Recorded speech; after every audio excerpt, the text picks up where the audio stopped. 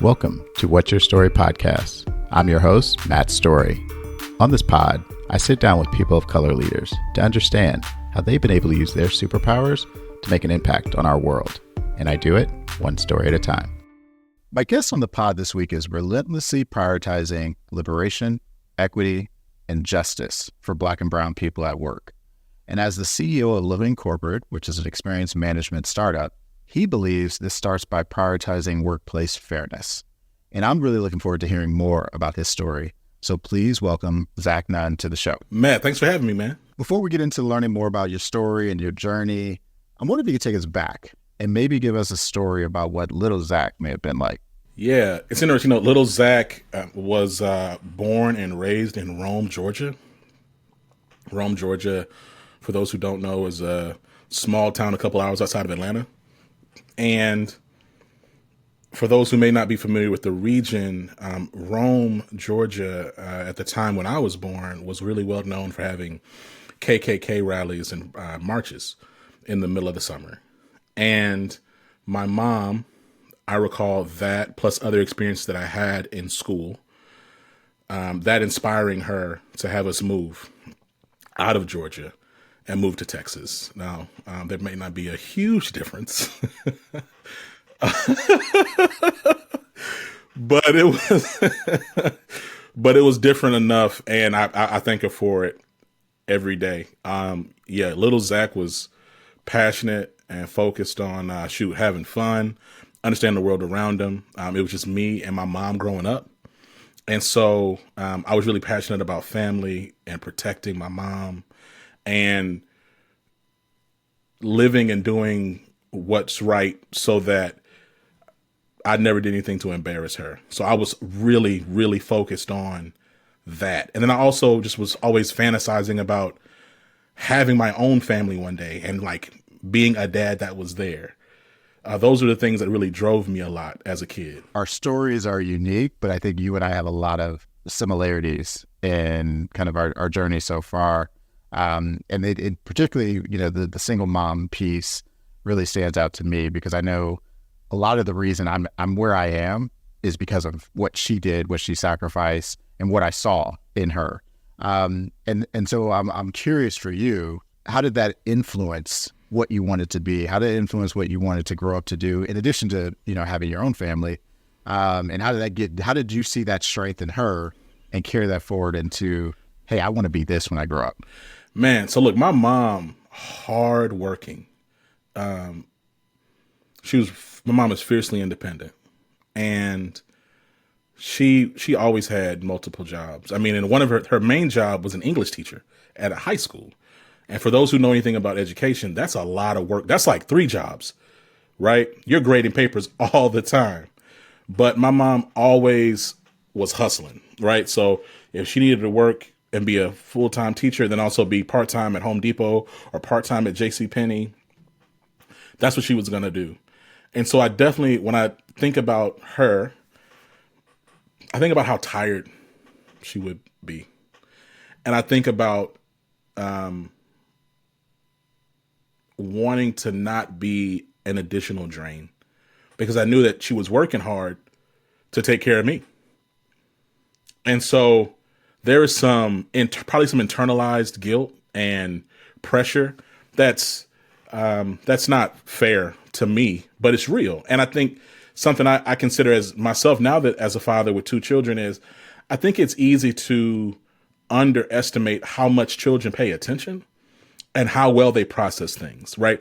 Even if you didn't have all the words to articulate these feelings, these kids, they know, right? And most kids are not terrible people. So like, they're like, hey, I don't want to make anything worse. And so I pushed a lot looking at my mom to say, okay, first of all, I don't want to make anything harder around here. I'm not going to ask for too much. And as soon as I can, I'm going to make my mom's life easier. So you mentioned just being you and your mom. I'm curious, how did your surrounding community also guide your path or give you a view of what's possible?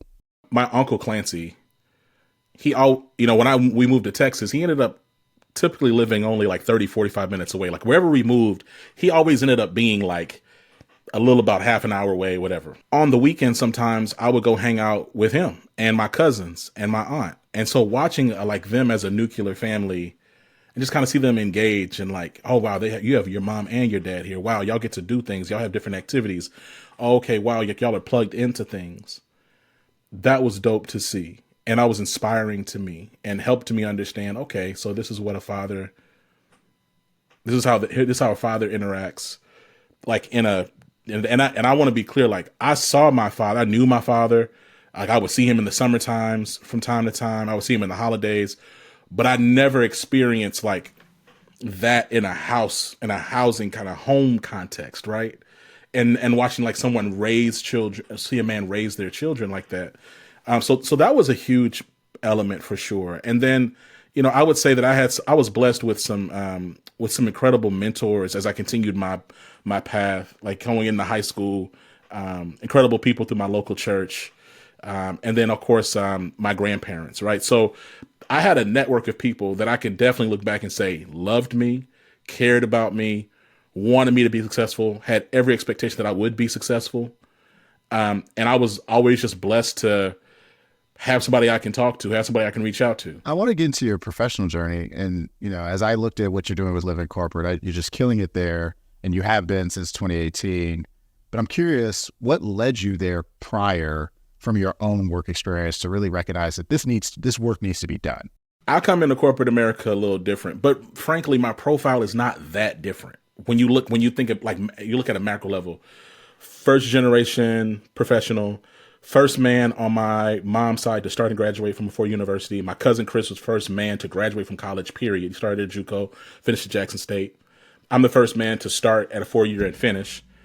I'm a second generation reader on my dad's side. My dad taught his father how to read. And so when I graduated a year early from the University of Houston, I didn't have like this supernatural organic network, family, friends, or neighbors, or whoever who might be like a director of this or a VP of that. I just had to go and get it. And when I got into the corporate world, I looked around and realized I'm one of the onlys. Matt, I believe we're going to meet each other in person. I'm going to tell you right now, I'm 6'2", like 290. I'm a decent speaker. People tell me, oh, you're so articulate. People say that all the time. They'd be shocked at how bright I was. I remember one time I had a boss ask me if I was adopted. She said, wow, you're so intelligent. Are your parents white? Were you adopted? It was those types of exchanges, being called scary or intimidating or angry, having my credentials questioned anytime I walk in a room, but before y'all even know me, questioning my experience, looking at my resume and saying, did you really do that? And just oftentimes just being one of the only people that looks like me in any room. It inspired me to say, man, we got to create space to have really frank and honest conversations about navigating the world of work for those on the margins. And you may say, well, Zach, there's company ERG programs for that. There's DEI programs for that. And I do believe these things are cyclical, right? They wax and wane. This was in I graduated college in 2011. A lot of these programs were different, and I would still say a lot of them need some support. But when you talk about these types of cultural discussions or career discussions, they're challenging, Matt, because at their most honest, they challenge the systems within which you work. They challenge leadership, competence, and they require a certain degree of vulnerability from all parties in the conversation. And that just isn't realistic to expect that a company is going to consistently provide. And yet, Matt, I had that expectation. So after a while of getting my hopes up and being let down, I said, you know what? I need to create my own space where we can have some frank and honest conversations that are away from HR gaze, executive leadership gaze, overall white gaze, and just honest dialogue. Like you and I, after work, over drinks or at the links with cigars, having an honest conversation about how we're navigating these spaces and what advice and real talk you can give to me. And so that's where Living Corporate started, as a singular podcast. We interviewed all types of people, man. I'm talking about, and we talked about this. Living Corporate now, over 1,000 podcast episodes in, interviews with elected officials, activists, executives, entrepreneurs, educators, authors, civic leaders, all about employee experience at the intersection of lived identity.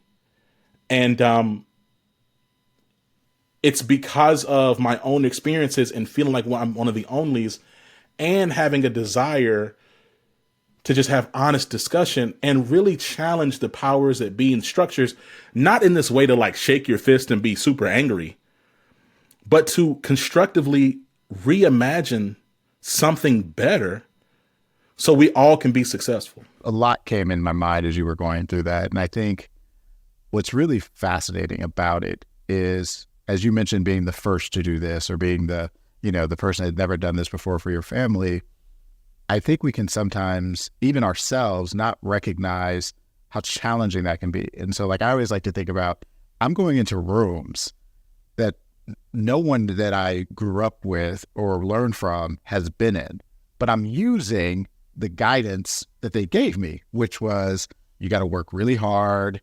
You got to, show up early.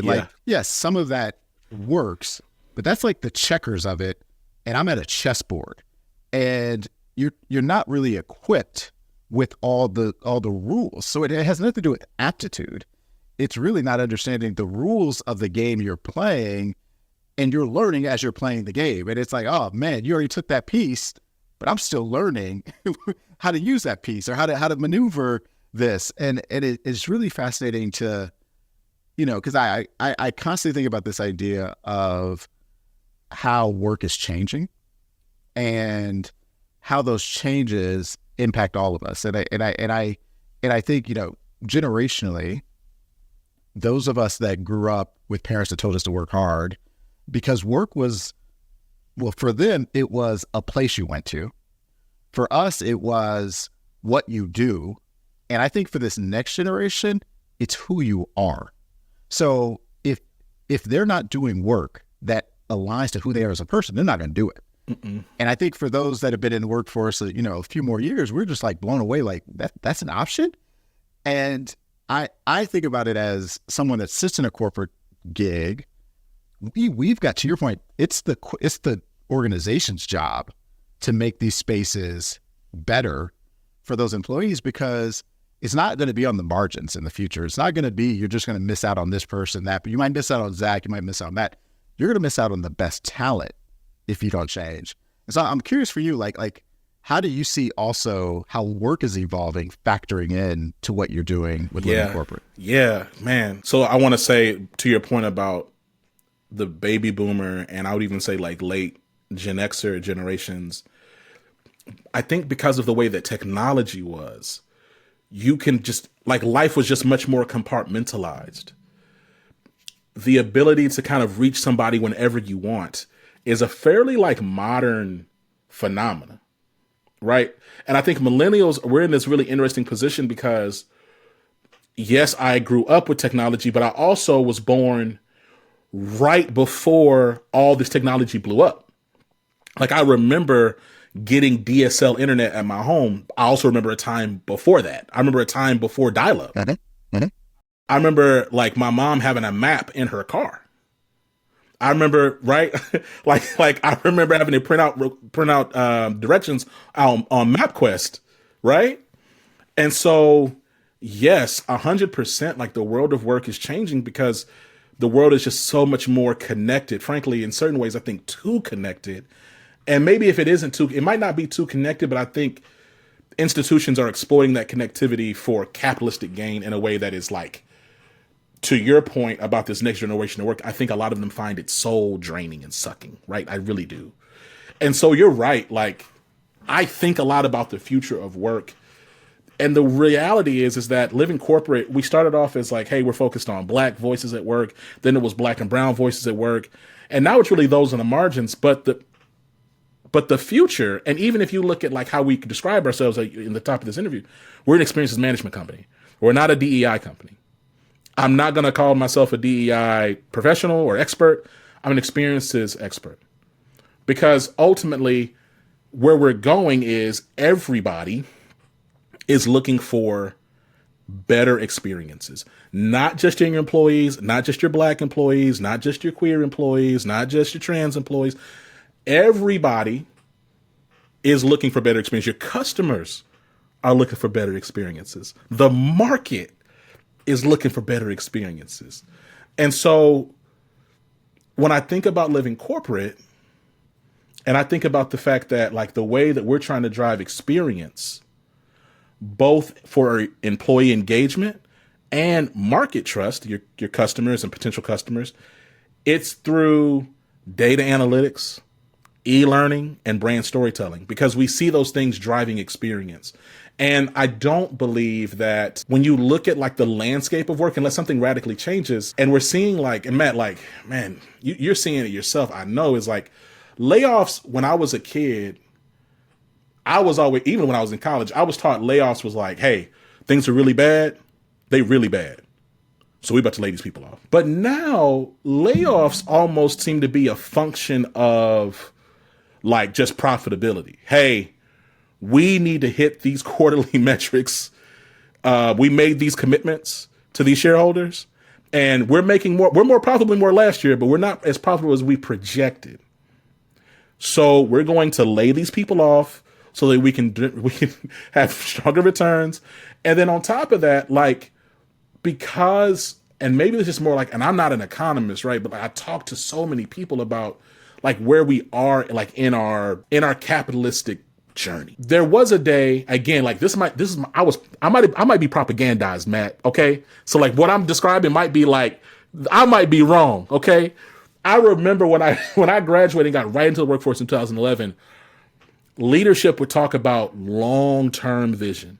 Long-term would be like 3 to 5 years. Now it seems as if, and my experience is like, coming fresh out of corporate, we're not really doing 3 to 5 year roadmaps anymore. We're doing like 6 to 18 month moonshots. So then what happens is, hey, I'm going to bring these people in against this moonshot, and we might hit it. If we hit it, then we'll probably keep them and we'll keep on going. But if we don't, we might keep a small bit. We're going to lay a lot of people off. And I think that's the future of work, Matt. The future of work is going to be like much more cyclical, and like it's, hey, like almost like a contractor. I'm not saying everybody's going to be contractors. I'm not trying to be hyperbolic.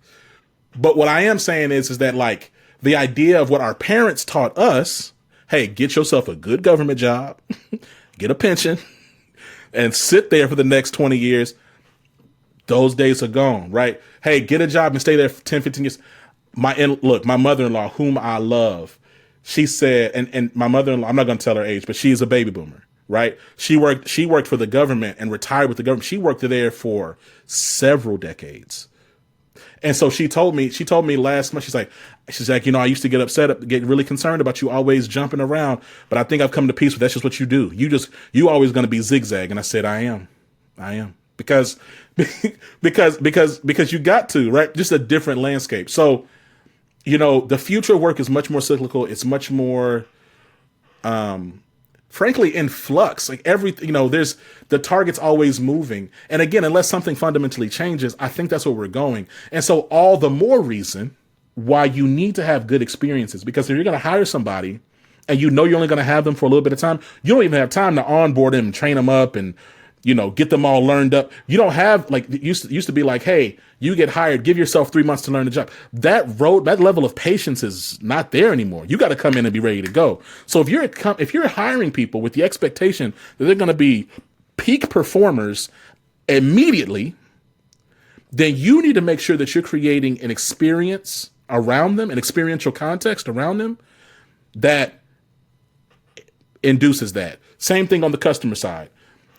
The idea of like these really long roadmaps to capture business in the market, like organizations are getting more and more frustrated. They don't have the patience for a 6-month, 12-month roadmap. Okay, so you're looking to engage the market and get fast returns, get people to buy in, trust, and participate in your product. So, okay, well then you got to create an experiential context that invites that, right? That encourages that excites and accelerates that. And so, that's where I'm at when I think about living corporate. When I think about like the landscape of work, and if I'm wrong, Matt, if things slow down, well then great. Because like, you still need good experience. But if you're trying to speed up, you damn sure need good experience. Well, I definitely don't think you're wrong. Because if I look at my glass ball and try to predict the future, I see what you again, I won't say that everyone's going to go contracting or being a consultant. However, the idea that you go to a job and you are just theirs to use for whatever time that may take to do the job, that ship has passed. And it's funny, you mentioned, your mother-in-law said you like to zig and zag. I actually think that is not only going to be what people in the future do, but it's actually a safer route. Because when you're zigging and zagging, you've got your hands in more pots so that the likelihood of, whether it's a layoff, whether it's a restructure, whatever the thing is, impacting you negatively decreases. So then it's like, oh, that one thing I was doing with that one company went away, but I got these other 5 things I'm working on. Right. And that is actually a more strategic approach for everyone involved. Because to your point about, shorter cycles, trying to get to results faster, that's the only way you get there faster is if you try a bunch of different things, both as the organization, as the person. So I think you definitely, that is where we're headed. I'm curious in terms of as you engage with people or you engage with organizations and you help them like think about these challenges. And I love the idea of being focused on the experience versus labeling it as something else. Because ultimately that will always be tied to business objectives. But I'm curious, like the idea of fairness is something that I don't hear daily, and I don't hear it brought up in any of the rooms that I'm in. So I'm curious, why is that the perspective, and what does that actually? Could you define it, and like what does that mean? I like fairness because it's hard to argue against fair. So if someone says, "Hey, look, your employees just want to be treated fairly," or "Hey, your customers want to be treated fairly when they get X, whatever." It's for me in the discussions I've been having with like CDOs, CHROs, and even some CMOs, it's warmly received. And then that's part of the reasons that we did some testing with like our existing clients and projected client and potential clients and current clients of like, hey, look, we're probably going to pivot in this way. And then to your question about like, how do I define it? Like fairness is giving everyone the best possible experience in an equal shot.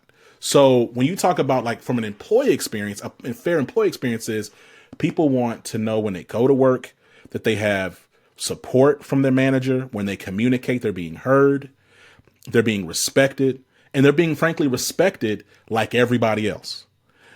They want to know that when they show up to their job and they put in their time or put in their whatever, that they're getting feedback against whatever they're doing, and that they're getting good coaching so that they can actually progress whatever that may look like. Like that's what people are looking for at work. And I'll tell you, as I think about my own experience, do I think some of my experiences at work were like outright racist? Like absolutely, Matt. Some of it though was just unfair. like it was just unfair. Like and it was, and I could say that, and it's interesting too, because I think every organization is different. I think that there are some organizations that have like, they have a bunch of like secondary and tertiary problems, but they have like a core problem. So like I've been part of organizations where the core problem was incompetence. So then because of the organizational incompetence, it then created unfair experiences. Right. So like if I'm saying, hey, look, I did all this work over here. Do y'all even see this over here? Are y'all paying attention? But then this other person did barely any work. They're getting tons of praise, bonuses, and promotions. That's not fair. Right. And so on the customer side, we're having conversations with folks saying like, look, you have these various stakeholder groups. You have these different populations you're trying to engage. here's the NPS score of this group. Here's the net promoter score of this group.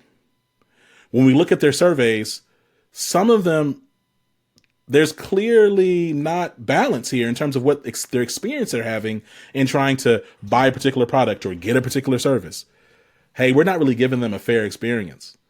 Hey, we're not even giving them like a fair, we're not from a product perspective, like they're not able to get what they need out of this. And they're telling you this, we're not responding to them. That's not fair. Like these other people, like we got to make sure that from a design perspective or however you're designing your product or service, that you are creating an potential outcomes that allow them to get what they need. Right. So it's for us, it's about like a tangible description. I think so often when we have like these other conversations, Matt, they get really opaque and theoretical as opposed to just being like, hey, like here are the tactical things we need to do to create X, Y, and Z. Hopefully, I mean, part of what I also just articulated though was data. So like for us, we're not really going in speaking altruistically. We really want to start from like a data-driven perspective. So we're just going to start with some type of org assessment where we're taking in your employee experience data, your customer experience data, and if you even have some go-to-market data, and we're interlacing all those things together and then giving you insights against it and saying, hey, look, here's what's happening. Like, I'm not going to give you my sob story about me being pulled over by police or talking about dismantling racism or upending the patriarchy. Let's have some practical, business-driven, data-centered discussions about what's happening in your company. And then let's just talk honestly and objectively about what we need to adjust so that we can get the best results possible. I could probably spend, all day in this sector talking about this, but I'm going to switch to your personal brand for a little bit. And I'm curious, what would you say is your superpower? Man, my superpower has to be resiliency and adaptability, paired with coachability, right? So, we started at the top of this talking about family and beginnings. And so seeing my mom adapt and make it work, I think it pushed me to not make a ton of excuses about things and not be afraid of the work. And that might mean that like I get some feedback I don't like.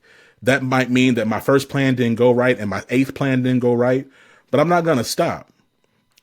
And so for me, I've been consistently told that like my ability to like adapt, to roll with things, to keep on pushing, has helped me. And as I look back at my career and I look back at really critical moments, Matt, I mean, there are certain things I wouldn't have right now if I wasn't resilient, adaptable, and really coachable. What I love about those superpowers is you won't lose with those. Because no matter what changes, no matter what move, you're adapting, and no matter what cards you're dealt, you're resilient. And that is really how you differentiate yourself, by continuing to show up. Because a lot of times we take ourselves out of the game, and that's why we lose. So I feel like those are transferable superpowers that the world needs. But you've talked about family, but I'm curious, how has either or both husbandhood or fatherhood impacted your journey? I met the woman who's now my wife. I met her my freshman year, our freshman year in college. And I knew I wanted to marry her as soon as I graduated. And so I changed my major from music to applied business because music degrees take 5 years to complete, and I could get this other degree done in 3.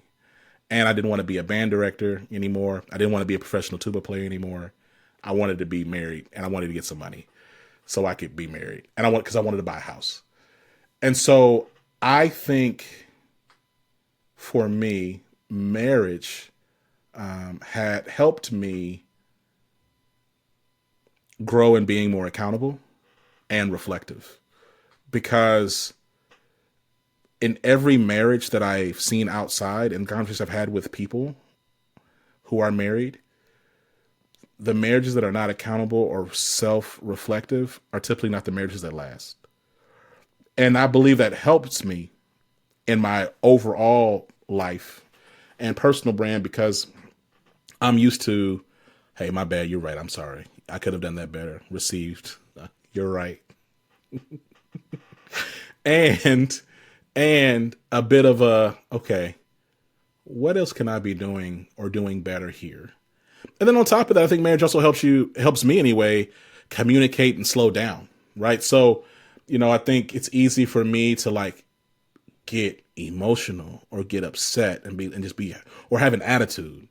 You really, again, I'm not trying to really be miserable, dog. So like, I'm the type of person, and I learned this early in my marriage of just like, hey, as opposed to walking around with an attitude, why don't you just share your feelings and communicate? And thankfully, I'm with someone who honors and respects that. I recognize that it's not everybody's blessing or journey. But for me, hey, when you did this, it hurt me. And here's what I'd like to see. Can we work together on this? And that ability, that vulnerability and humility, I believe helps me as a leader and the business that I do, I live in corporate, and frankly, even just how I communicate and show up personally, right? I have clients and different partnerships, and it's not me sitting around having this really emotion, holding their hand and saying, hey, you really hurt me, but it's hey, let me navigate past whatever my initial reactive anger is or frustration is and get to, okay, what is it that I need from this person? How can I ask for that clearly? And then what do I need to do so we can collaboratively get there? And then also make sure that I'm open, because they may say, hey, well, Zach, actually, we also need this from you. And so that's how that's helped me. On the fatherhood side, I think it's just taught me a lot of patience. I have 2 daughters. One of them is 4 going on 14, and the other one is 19 months. And they're both very similar at the same time, very different. And watching and listening to them and monitoring myself, right? In times when it's like, and again, the oldest one's name is Emery. The baby is Amon. Emery is really sensitive. She internalizes everything, and gets upset. Amon, it seems like she doesn't take anything serious. She's ready to break and throw things all over the time. She thinks everything is funny. And being able to take a breath, appreciate them for who they are, and just enjoy the moment is part of patience. Yeah, I asked you to go and pick up that toy, but you know what? You're 18 months old. You're not going to be 18 months old forever. Man, I really wish when you got up, Emery, at 6:30 in the morning, you wouldn't come and scream and jump in our bed because you were scared because it was dark. But you know what? Eventually, I'm going to want you to jump in here, and you're going to be too busy playing with your friends. Exactly. So there's something about parenthood for me that helps me appreciate the moment, respect the future, but appreciate the moment. I think, Matt, for me, man, I'm a bit of a futurist, dog. Like, I can really get lost in, okay, what is this going to look like? And what is this going to happen? And then, okay, I got to make sure my savings is like this. I got to make sure I invest in this. And okay, wait a minute, our product roadmap at Live Corp needs to be this because AI is going to be here. And and sometimes, more times than I like to admit, that can be debilitating. I think having children, it's given me the opportunity, the privilege to just take a breath and realize, like, hey, wait a minute, this is a special moment. Appreciate this for what it is, because this will not be like this forever. Every father that I talk to tells me that. I always tell people I can look at my trajectory from prior to marriage, getting married, or even prior to meeting my wife, meeting her, and it was a hockey stick. It took off. And it is because of what you talk about. It's like there's that accountability that you probably didn't have it was just you. And you can kind of let yourself slide. Like, I don't have to do that. I don't really have to focus on this. But the minute you get with a person that, not necessarily forces it, but like is there to hold you accountable, it's amazing how you kind of step into your capabilities, you step into what's possible much more regularly. And then on the kid side, you hit it on the nail. Like it's patience. It's recognizing that the small moments are sometimes as big as the big moments. For us, we just started swim class. Yeah. And so we went to swim class last night, and it's, for me, and again, some of it may come from growing up, probably is, but it's like, I want to be there for those small moments. I want to be there for the like, oh, that was the first time you ever went in, had a lesson, et cetera, et cetera. And then like coming back, she's asking me like, what did you see? What did you like? And it's like weird because my youngest is 5. And so we're at that interesting phase of like conversations just always amaze me. Yeah. On to your point earlier of like what they're picking up and what they're laying. She can actually vocalize some of it. And I'm just like, it's something that in the grand scheme of like what was on the calendar, it didn't seem like a big moment, but it became one in a little 30-minute session. So yeah, 100% agree. Speaking of big moments, have you had a Mama We Made It moment? Oh man. Nah, I haven't had a Mama We Made It moment because I'm still hustling. I will say though that I've had some moments that let me know that I'm on the right path. One of the moments I think about before I jumped to living corporate full time, which was last summer, was when we were able to get Nicole Hannah-Jones on the pod and talk about her 1619 project, to talk about her journey and how she navigated the vitriol of her own experiences.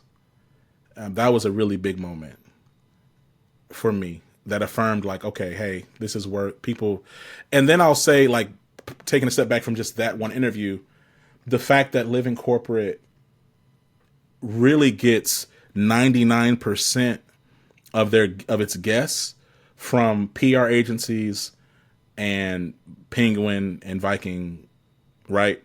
The fact that I'm not having to hunt and beg people to be on. Now, there are certain people that I'd be hunting and begging to be on, right? Issa Rae, I'm looking at you. Please come by anytime. You're more than welcome. Kevin Hart, you as well. Dave Chappelle. But there's something about like, wow, like people really find us and find our platform valuable enough to want to be here. That was one. But then on the business side, to your point though, right? Like, and like, I wouldn't say you made it, Matt, but where I was like, wow, okay, I can do this full time, was when we took our huge client at the time, Pfizer, to help drive brand storytelling and help them amplify the work that they're doing in Black and brown communities, and also amplify their Black and brown leaders. And they signed a contract large enough for us to move forward. And like, I'm always going to salute Pfizer off of that, straight up. This is not an ad. I don't think it's not an ad. No, it's not an ad. I'm always going to salute them because they gave me a chance.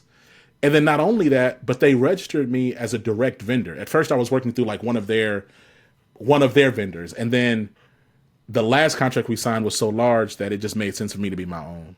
And so that was a huge moment, Matt. It helped propel and like really be that final kick in the pants to go and do Living Corporate full time.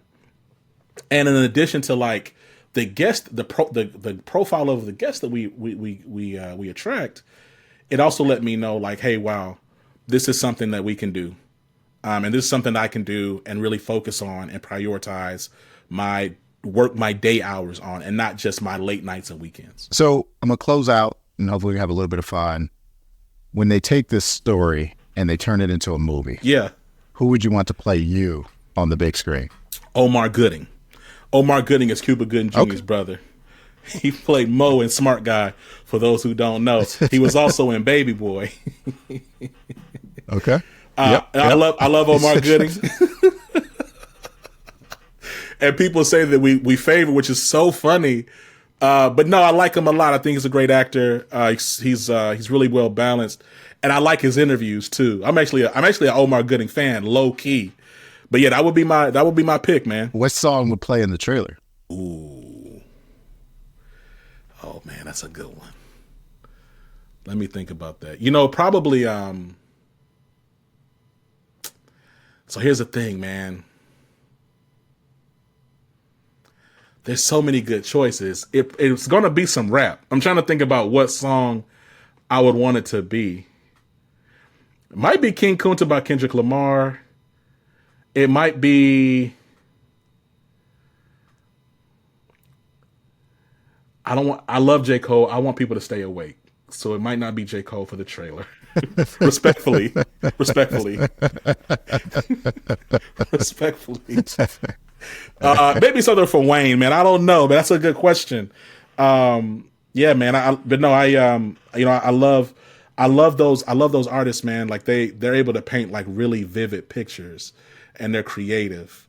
And when I think about like something that's going to tell my life, because I love stories. I love connecting people. I know we talked about this offline. And obviously you love stories. So whoever is going to be making the music for my trailer, they're probably going to be somebody who can paint really vivid pictures. So speaking of stories, I'm a huge fan. You're a huge fan.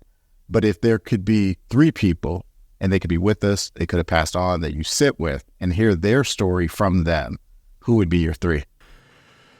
So Kwame Ture for sure. Mansa Musa, and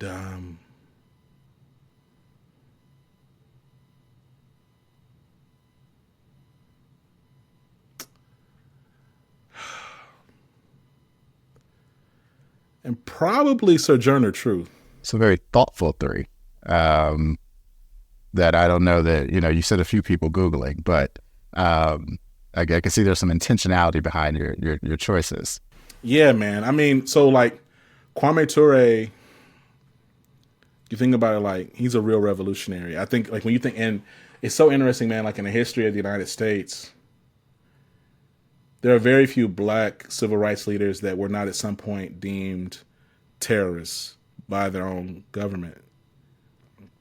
Like Kwame Ture, his ability and his just all the things he saw, the life he lived, the experiences he had across the world, and his experience and his perspective on community and people. I would love just to hear more from him.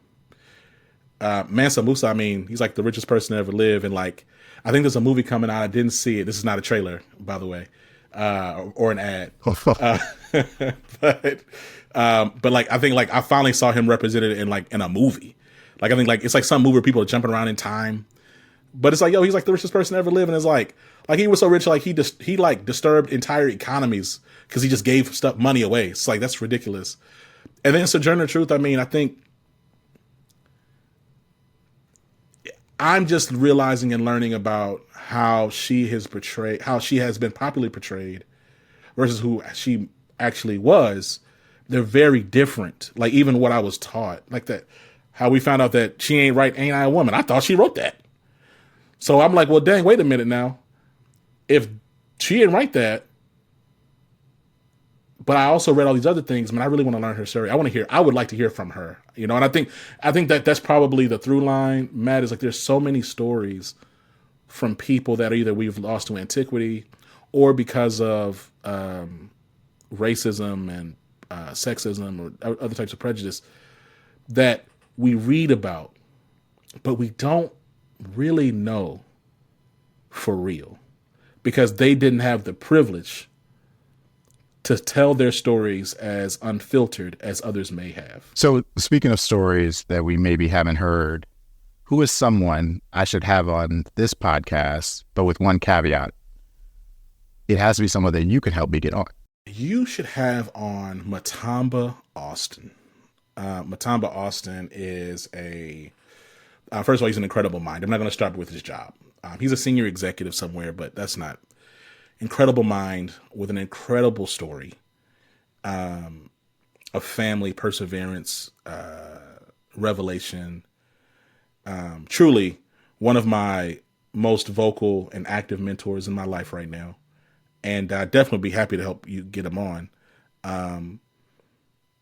Phenomenal person to know, and a phenomenal, dynamic story, Matt. Like you might have to do like a part 2 and 3. I love it. I'm a sucker for a good story. So yes, sign me up. Is there anything I didn't ask that you want to share, or anything you want to ask me? Yeah, look, you sit in a really unique space, and we got to get you booked to come on Living Corporate. I know we talked about that. I think I sent you the Calendly, but I'll resend it. You sit in this really unique space where you are this independent storyteller, but then you also work for like one of the largest brands in the world. I would imagine you have all sorts of people reaching out to you, asking you for support, sponsorship, et cetera, because you're one of the few that looks like them. How do you navigate the external inquiries and the internal pressure to not let people down? Well, that's a heavy question. I would start by, for me, my purpose, like why I exist, is to be a consistent force that enables my tribe to be better. So that's my through line on everything I do, no matter what I sign up for or don't sign up for.